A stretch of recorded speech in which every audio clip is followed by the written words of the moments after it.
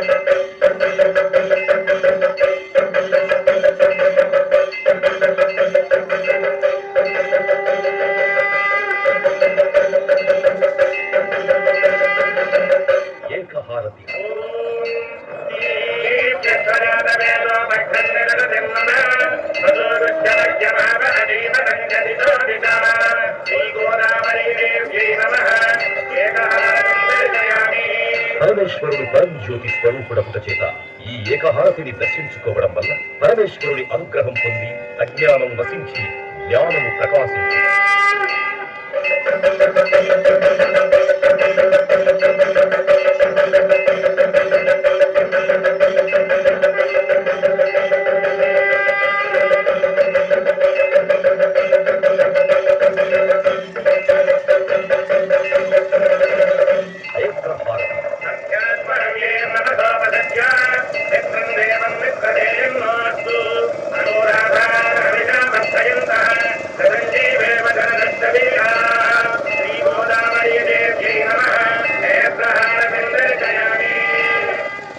నేత్రహారతిని దర్శించుకోవడం వలన నేత్రములకు సంబంధించిన దోషములు తొలగి పార్వతీదేవి అనుగ్రహం కలిగి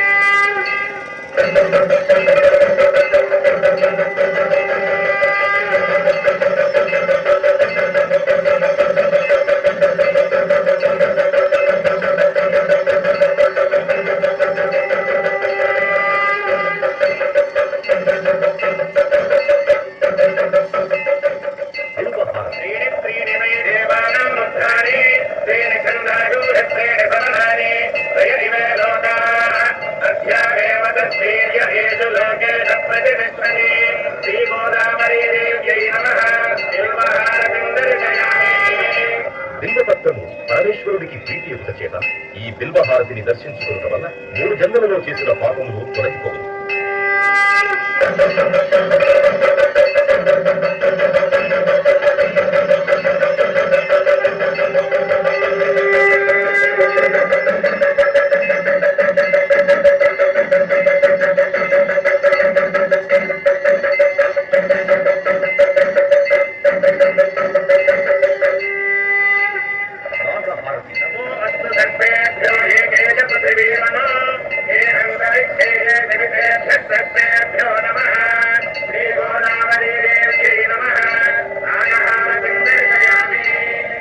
నాగహారతిని దర్శించుకోవడం వల్ల కాలసర్ప దోషములు తొలగి నవగ్రహములలో రాహుకేతువుల యొక్క దోషములకు పరిహారం కలుగు.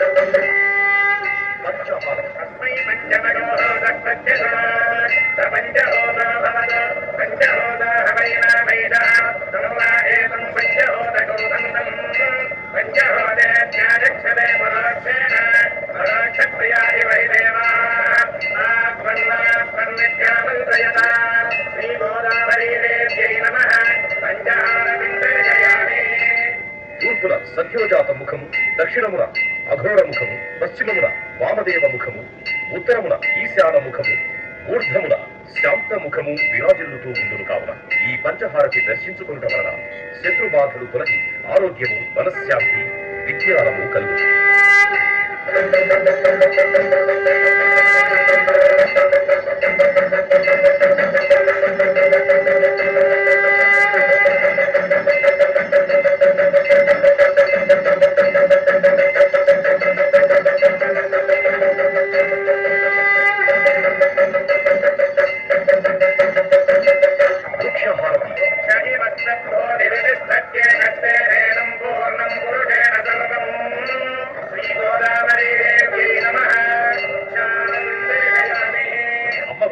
ప్రకృతి స్వరూపము అగుట చేత ఈ వృక్షహారతి దర్శనము వలన అమ్మవారి అనుగ్రహము కలుగు.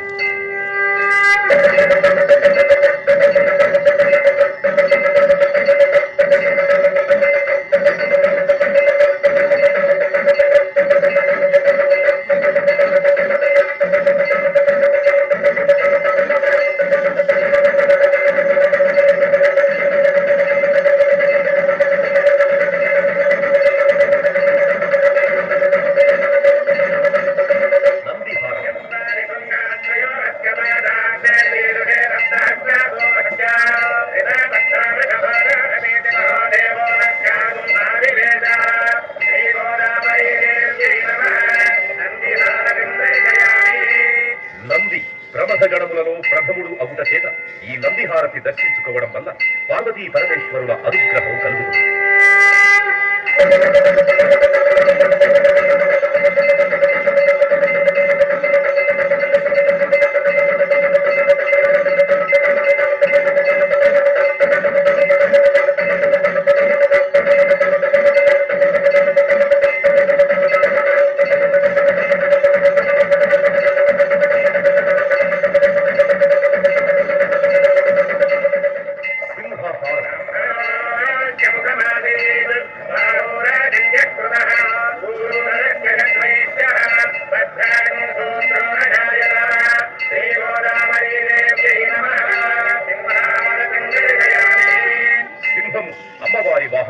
చేత ఈ సింహహారతిని దర్శించుకోవడం వలన మానసిక ఆందోళనలు, భూత ప్రేత పిశాచ బాధలు తొలగు.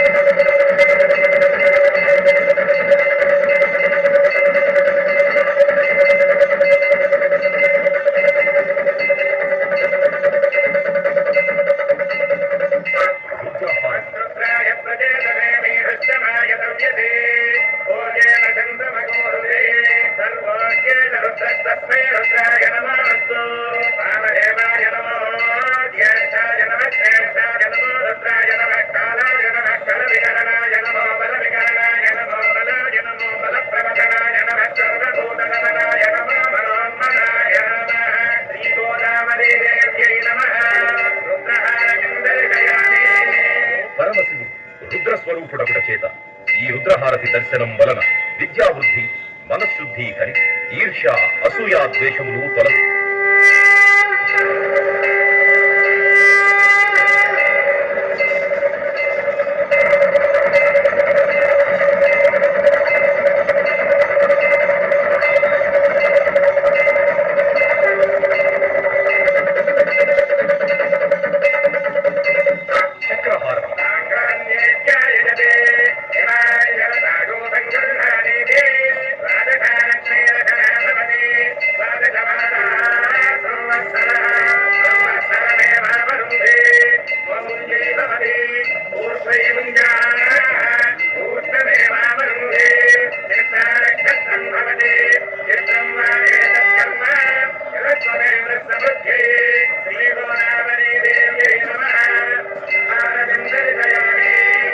చక్రహారతి దర్శనము వలన పంచమహాపాతకములు నశించు.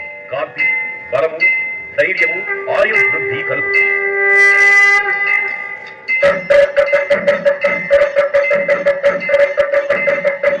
కుంభహారతి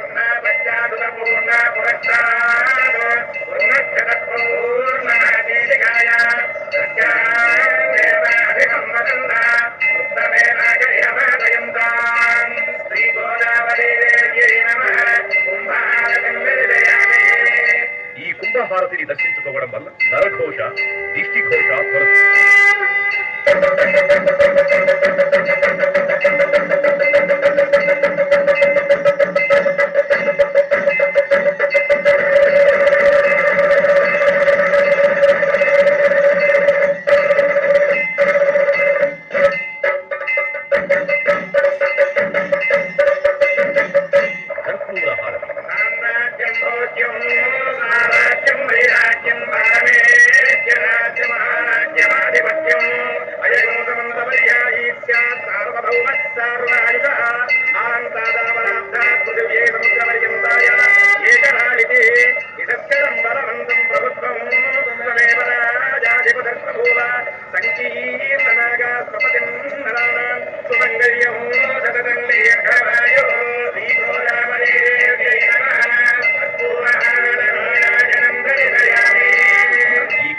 హారతిని దర్శించుకోవడం వలన దోషములు నశించి నిత్య శుభమంగళములు, శ్రీ లక్ష్మీదేవి అనుగ్రహము పొందుదు.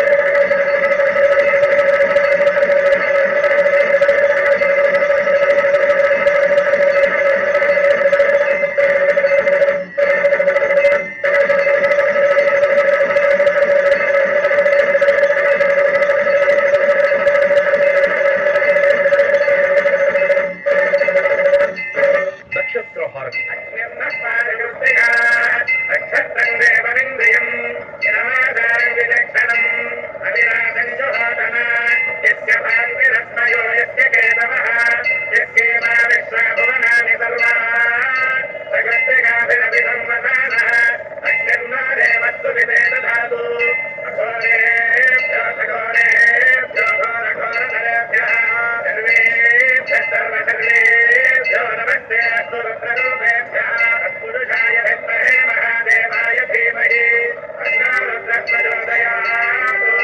ईशानः सर्वविद्यानामीश्वरः सर्वभूतानां ब्रह्माधिपतिः ब्रह्मणोऽधिपतिः ब्रह्मादिवो मे अस्तुतरादिवो। श्रीगोदावरीदेव्यै नमः। नक्षत्रहारविन्दर्शयामि। జన్మ నక్షత్రవశాత్తు నామ నక్షత్రవశాత్తు ఏ దోషములున్నా ఈ నక్షత్ర హారతిని దర్శించడం వల్ల ఆయా దోష పరిహారములు జరుగుతుంది.